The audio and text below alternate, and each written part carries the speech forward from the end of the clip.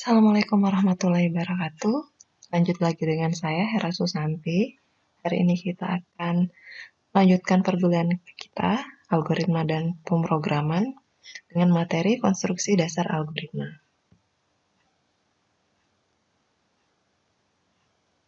Subcapaian pembelajaran mata kuliah kita adalah mampu menjelaskan definisi dasar-dasar algoritma dan pemrograman yang di tengah ini. Oke, yang pertama, pendahuluan kita harus mensugesti diri kita algoritma itu mudah. Kenapa? Karena kita lakukan ini setiap hari. Jadi jangan dianggap algoritma itu susah. Algoritma itu mudah, kenapa? Karena kita melakukannya sehari-hari. Mulai dari kita bangun pagi sampai kita tertidur lagi, kita melakukan suatu instruksi-instruksi atau langkah-langkah yang logis. Ya, yang dikatakan algoritma. Mulai dari kita bangun pagi, kemudian kita duduk dulu, kemudian kita beranjak untuk ke WC atau ke belakang, kemudian misalnya kita aktivitas di WC, kemudian wudhu, sholat, kemudian misalnya langsung mandi, berpakaian, dan berangkat ke kampus. Misalnya seperti itu ya, atau aktivitas yang lain. Jadi, pokoknya sugesti diri kalian kalau algoritma itu adalah suatu pelajaran hidup bisa juga ya, yang kita lakukan setiap hari sehingga kita terbiasa. Kemudian itu dijadikan pembiasaan kita. Jadi seharusnya itu algoritma adalah sesuatu yang mudah. Dalam algoritma itu ada instruksi dan aksi. Jadi di sini algoritma merupakan deskripsi urutan pelaksanaan suatu proses. Kemudian algoritma tersusun oleh sederetan langkah instruksi yang logis. Yang ketiga, tiap langkah instruksi akan mengerjakan suatu tindakan atau aksi. Dan yang terakhir, bila aksi dilaksanakan, maka sejumlah operasi yang bersesuaian akan dikerjakan oleh CPU. Oke, sampai sini paham? Oke, jadi ada 3 konstruksi dasar dalam algoritma, yaitu ada runtunan, pemilihan, dan pengulangan. Runtunan seperti terlihat pada gambar, jadi baris pertama dikerjakan, lanjut lagi ke baris selanjutnya, lanjut lagi ke baris selanjutnya, lanjut lagi ke baris seterusnya, dan seterusnya. Kemudian ada pemilihan, ini yang pertama dikerjakan. Kemudian jika kondisi pertama sesuai dengan yang diharapkan, maka kondisi di bawahnya yang dijalankan, namun kondisi yang di bawahnya tidak dijalankan. Nah, misalnya juga kondisi yang pertama dijalankan, terus kondisi berikutnya pemilihannya milih, jadi kita milih. Misalnya suatu kasus 2 tambah 3 sama dengan 5. 2 tambah 3 sama dengan 5, apakah benar? Kalau benar, maka baris pertama yang dikerjakan. Jika tidak benar, maka baris pertamanya salah, maka dia lanjut ke baris yang kedua. Baris kedua yang dipilih. Nah, itulah pilihan yang tepat. Kemudian ada pengulangan, yaitu hubungan antara runtunan, jadi runut dikerjakan, terus selesai, balik lagi ke pernyataan yang pertama atau perintah yang pertama. Itu adalah konstruksi dasarnya ya. Ada runtunan, pemilihan, dan pengulangan. Yang pertama adalah runtunan. Sebuah runtunan terdiri atas satu atau lebih pernyataan aksi yang dikerjakan secara berurutan, yang berarti tiap instruksi dikerjakan satu persatu. Kemudian tiap instruksi dilaksanakan tepat 1 kali, tidak ada instruksi yang ulang. Kemudian urutan instruksi yang dilaksanakan pemroses atau compiler sama dengan urutan instruksi sebagaimana yang tertulis di dalam teks algoritma. Yang keempat, yang terakhir adalah akhir dari instruksi terakhir merupakan akhir dari algoritma. Yaitu adalah runtunan ya, sama seperti yang sini. Kemudian ada contohnya, contoh algoritmanya ya. Misalnya kita akan menghitung luas persegi panjang. Nah, bahasa alaminya, masukkan panjang. Kemudian masukkan lebar. Kemudian hitung luas P kali L, kemudian tulis luas. Seperti itu aja. Kalau untuk flowchart-nya bisa dilihat di sebelah kanan sini. Ada mulai. Kemudian masukkan mulai dan selesai itu simbolnya sama ya. Seperti kita yang sebelumnya, pertemuan sebelumnya. Kemudian masukkan P. Ini adalah bentuknya jajar genjang. Dia membaca atau menginputkan, itu kita pakainya yang jajar genjang. Masukkan panjang, masukkan lebar. Yang selanjutnya adalah pemrosesan, yang persegi 4 ini adalah pemrosesan. Luas sama dengan P kali L. Untuk menampilkan atau menuliskan keluar ke layar, tulis L. Selesai. Nah, seperti itu. Untuk kasus-kasus yang sederhana ya. Urutan instruksi dalam algoritma adalah penting. Urutan instruksi menunjukkan urutan logika penyelesaian masalah. Kemudian urutan instruksi yang berbeda mungkin tidak ada pengaruh terhadap solusi persoalan, tetapi mungkin juga menghasilkan keluaran yang berbeda, tergantung pada masalahnya. Seperti itu ya untuk peluntunan. Nah, misalnya nih, contoh urutan instruksi yang berbeda tetapi tidak mempengaruhi hasil. Misalnya ya, ini ada pseudocode, ada deklarasi sama deskripsi ya. Ini adalah contohnya. Deklarasinya ini ada input dan outputnya. A, B, C, D, itu tipe datanya adalah integer. Kemudian deskripsinya, baca A, yang dalam kurung kurawal ini, kurung kurawal 1, kurung kurawal 2, kurung kurawal 3, kurung kurawal 4, itu tidak dituliskan tidak masalah. Ini cuma keterangan aja. Ya, tidak dituliskan tidak masalah. Yang pastinya yang harus kebaca itu tip A. Kemudian C, isi C dengan A tambah B. Kemudian yang baris perintah yang ketiga, D sama dengan, ini tanda panah ke kiri, kadang juga saya baca sama dengan A kali B. Kemudian perintah yang terakhir, tulis C, D. Tulis C dan D ya. Nah, seperti itu. Yang di sebelahnya, sama deklarasinya A, B, C, D dengan tipe data integer. Nanti kita akan belajar tentang tipe data ya. Misalnya, baca A sama B. A dan B sama seperti ini. Nah, ini cuma kita tukar baris kedua dengan baris ketiga.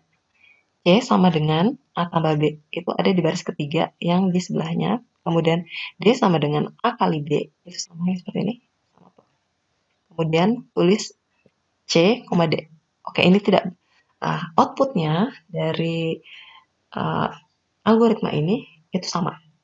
Ya, jadi ini walaupun instruksinya beda, urutan berbeda, tapi dia tidak mempengaruhi hasil. Seperti itu. Oke, ini contoh instruksi yang berbeda, tetapi mempengaruhi hasil. Oke.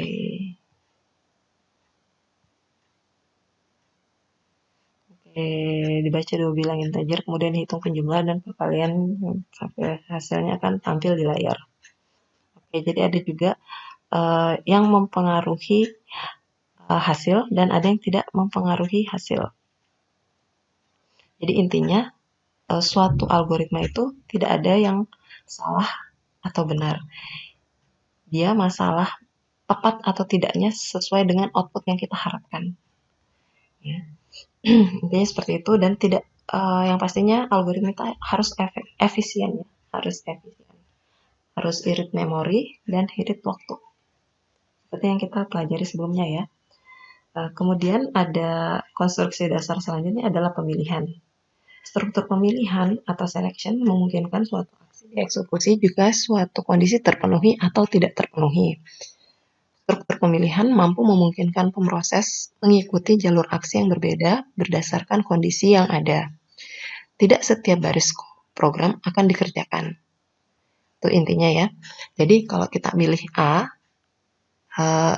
di suatu kondisi dan yang hasilnya yang memenuhi adalah A, maka yang pilihan selanjutnya B itu tidak dipilih. Jadi hanya satu yang akan dikerjakan. Kemudian baris program akan dikerjakan jika memenuhi syarat.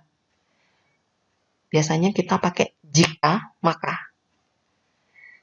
Kemudian, jadi struktur pemilihan adalah struktur program yang melakukan proses pengujian untuk mengambil suatu keputusan apakah suatu baris program atau blok instruksi akan diproses atau tidak. Dan yang terakhir, pengambilan keputusan menggunakan pernyataan boolean, true atau false, dengan menggunakan operator pembanding. Ada lebih besar, lebih kecil, lebih besar sama dengan, lebih kecil sama dengan, dan tidak sama dengan. Yang bisa dikombinasikan dengan operator boolean, and, or, not. Contohnya, misalnya 5, ini adalah suatu kondisi ya. 5, apakah sama dengan 5? Nah, hasilnya adalah benar, karena memang 5 sama dengan 5. Apakah 3 sama dengan 4? Nah, hasilnya salah, karena 3 tidak sama dengan 4. Apakah 3 lebih besar daripada 1? Hasilnya adalah benar. Kemudian contoh selanjutnya adalah apakah 5 tidak sama dengan 2? Jawabannya adalah benar.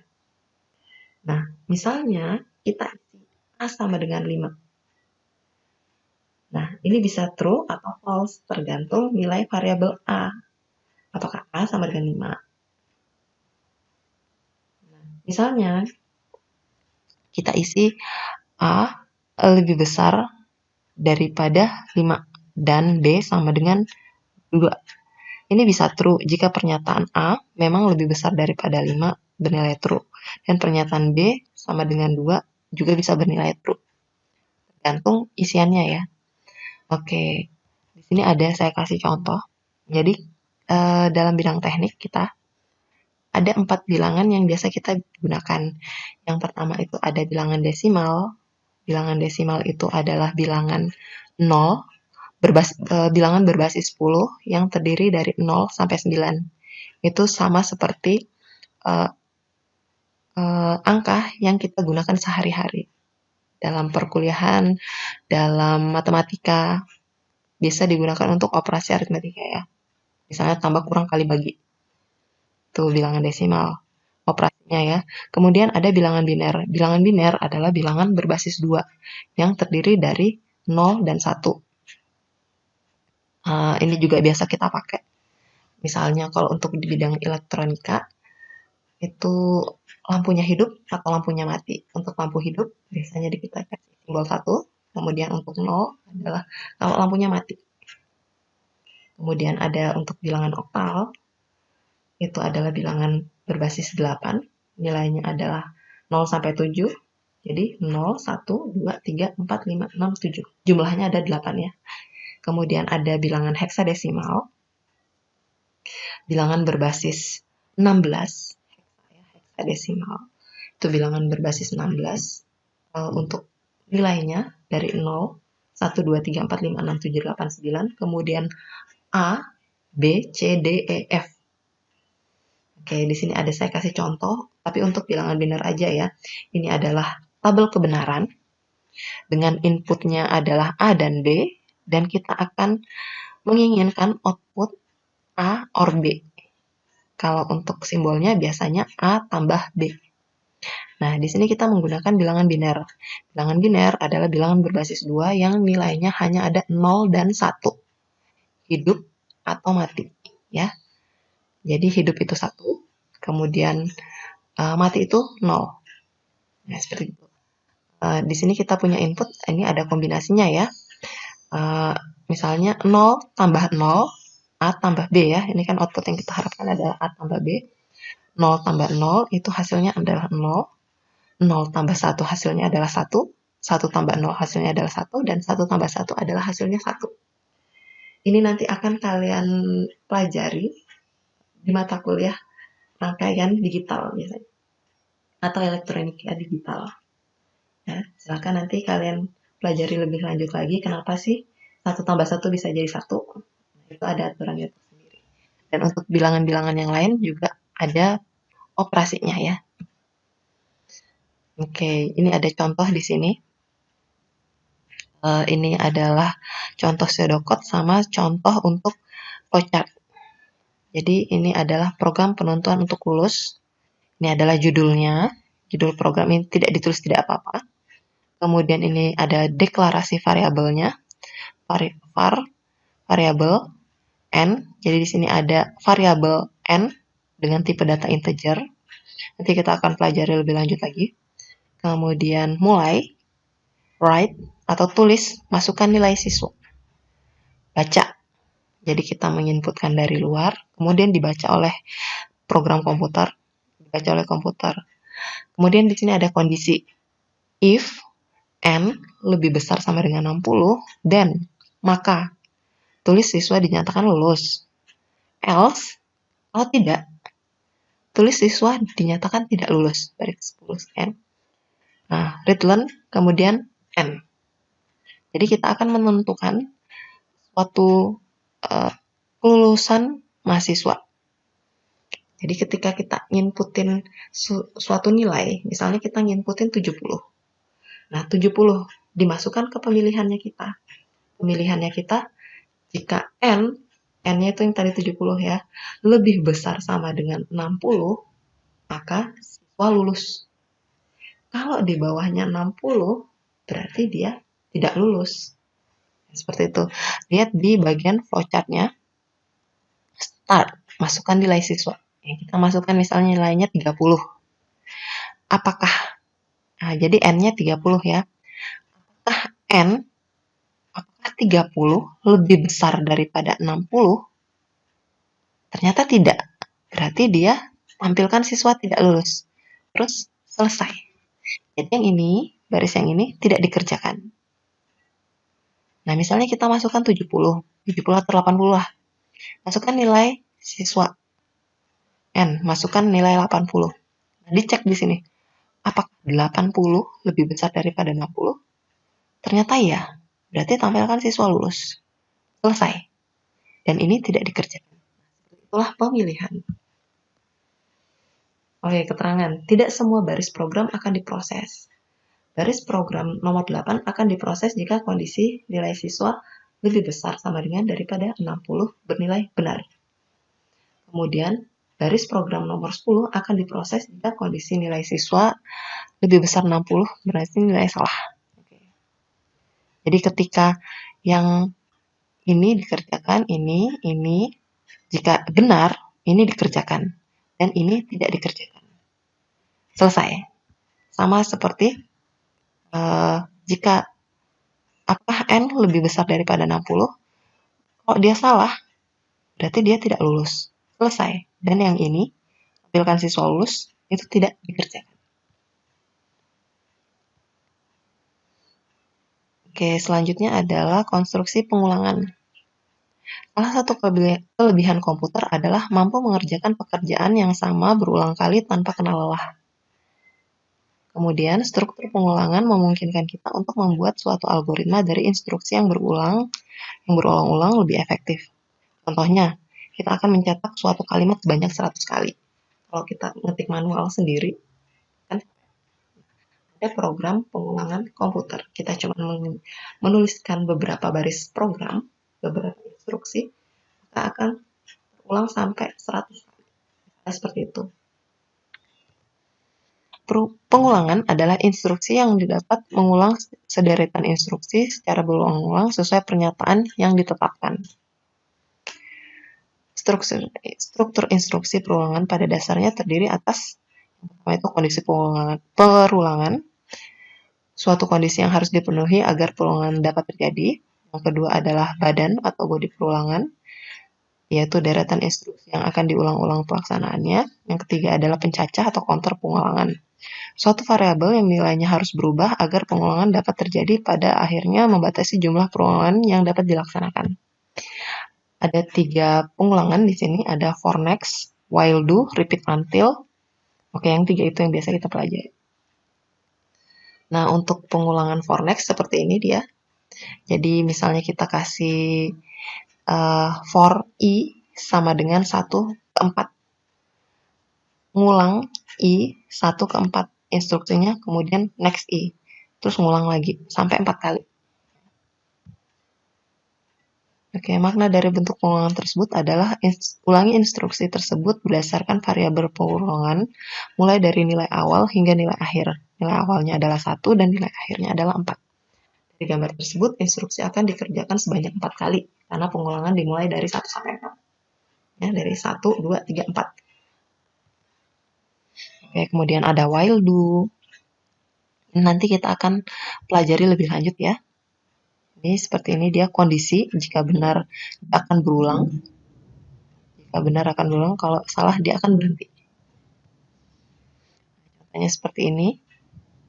Dari bentuk pengulangan tersebut, instruksi akan dilaksanakan berulang kali selama kondisi bernilai true. Jika false, maka badan pengulangan tidak akan dilaksanakan, yang berarti pengulangan telah selesai.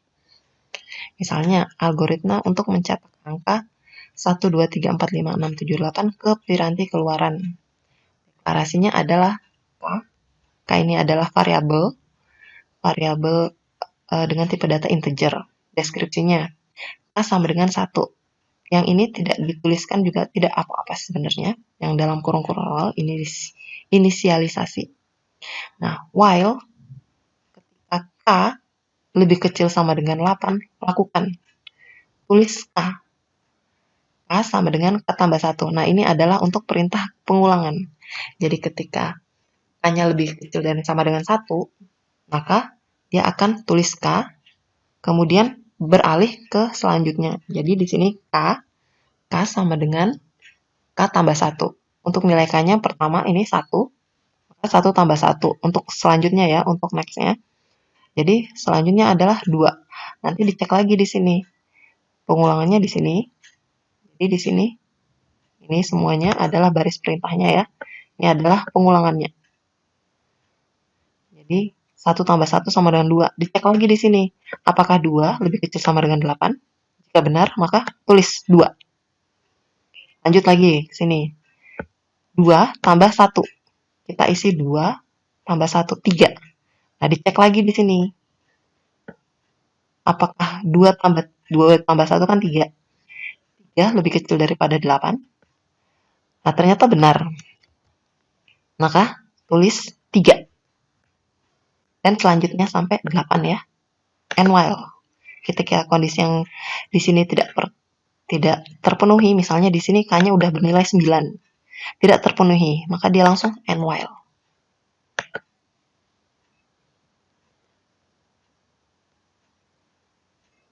Nah, selanjutnya ada repeat until, masih sama dengan kasus yang sama, yaitu mencetak nilai 1, 2, 3, 4, 5, 6, 7, 8 ke piranti keluaran. Deklarasinya juga masih sama dengan variabel K dengan tipe data integer. Deskripsinya, K sama dengan 1. Repeat, ulangi.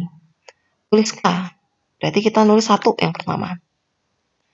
K sama dengan K tambah 1. Berarti di sini kan udah ada 1. Berarti 1 tambah 1. 2. 2. Sampai 2. Dia di sini akan ngecek ya kondisi. 2, apakah lebih kecil sama dengan 8? Ternyata benar. Maka repeat lagi dari sini. Tulis K. Berarti 2. Tulis 2.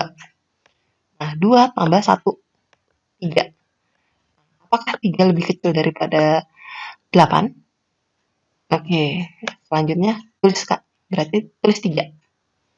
Lanjut lagi. 3. 3 sama dengan K sama dengan 3 tambah 1, 4. Dicek lagi di sini. Apakah 4 lebih kecil sama dengan 8? Nah, jika benar, dia nulis. Jadi perulangannya di sini. Repeatnya. Kemudian di sini ada notasi pseudocode. Sampai situ mudah-mudahan paham. Kemudian ada notasi pseudocode. Kode atau tanda yang menyerupai pseudo program atau merupakan penjelasan cara menyelesaikan suatu masalah. Pseudocode sering digunakan oleh manusia atau programmer untuk menuliskan algoritma sebab mudah dipahami dan digunakan karena mirip dengan kode-kode program yang sebenarnya. Jadi struktur pseudocode itu ada 3. Yang pertama program, nama program atau judul. Ini berisi tentang penjelasan tentang algoritma, berisi uraian singkat mengenai masalah yang akan diselesaikan. Kemudian deklarasi yaitu semua nama yang dipakai atau variabel meliputi nama tipe, nama konstan, nama peubah, nama prosedur, dan nama fungsi. Dan yang terakhir adalah algoritma, yaitu semua langkah atau aksi algoritma yang dituliskan di sini. Ini adalah formatnya, contohnya ya. Misalnya kita akan membuat program Euclidean. Nah, ini adalah judul program. Kemudian ada deklarasinya. Misalnya ini adalah input, ini adalah output ya. Misalnya M sama N adalah variabel input, dan R adalah output. Nah, ini adalah bilangan bulat. Nah, yang seperti ini, yang dalam kurung kurawal, komentar. Nah, itu juga tidak dituliskan sebenarnya tidak masalah sih. Tapi biasanya kalau untuk lebih jelas, atau mungkin kita kadang lupa, ini sebenarnya buat apa sih? Itu bisa kita kasih komen. Kemudian ini adalah algoritmanya. Baris-baris untuk memudahkan kita dalam pemrograman. Jadi ada 3 ya. Ada judul, deskripsi ya, kemudian deklarasi, sama algoritma. Oke, sampai kita di latihan. Buat algoritma untuk menentukan bilangan terbesar dari 3 buah bilangan. Yang kedua adalah buat flowchart untuk aturan menonton sebuah film tertentu sebagai berikut. Jika usia penonton lebih dari 17 tahun, maka penonton diperbolehkan menonton. Dan apabila kurang dari 17 tahun, maka penonton tidak boleh menonton. Yang ketiga, latihan ketiga, buat algoritma menampilkan deret bilangan 1, 3, 5, 7, dan seterusnya. Kan adalah masukan berupa bilangan ganjil. Silakan kalian latihan. Nah, di sini ada pembahasannya. Mudah-mudahan pembahasannya dapat dipahami. Dan untuk kesimpulannya, nah, sebuah algoritma pada hakikatnya berisi sekumpulan instruksi yang menggambarkan langkah-langkah penyelesaian suatu persoalan. Instruksi adalah perintah untuk melakukan aksi tertentu. Yang ketiga, kesimpulan kita yang ketiga, di dalam bahasa pemrograman, instruksi dinyatakan sebagai pernyataan. Yang keempat, sebuah algoritma dibangun dari 3 konstruksi dasar, yaitu runtunan, sequence, kemudian pemilihan atau selection, dan pengulangan atau repetition. Sebuah runtunan, sequence, terdiri atas satu atau lebih pernyataan yang dikerjakan secara berurutan. Kemudian pada penyeleksian, sebuah aksi dikerjakan jika kondisi tertentu terpenuhi. Kemudian pengulangan atau repetition memungkinkan banyak aksi yang dikerjakan dengan satu instruksi. Oke, selanjutnya ini adalah tugas untuk di rumah. Silakan selesaikan permainan Sudoku ini. Dan hasilnya nanti dikumpulkan. Oke, Assalamualaikum warahmatullahi wabarakatuh. Jika ada yang mau ditanyakan, nanti kita akan tanyakan di sesi Zoom. Terima kasih.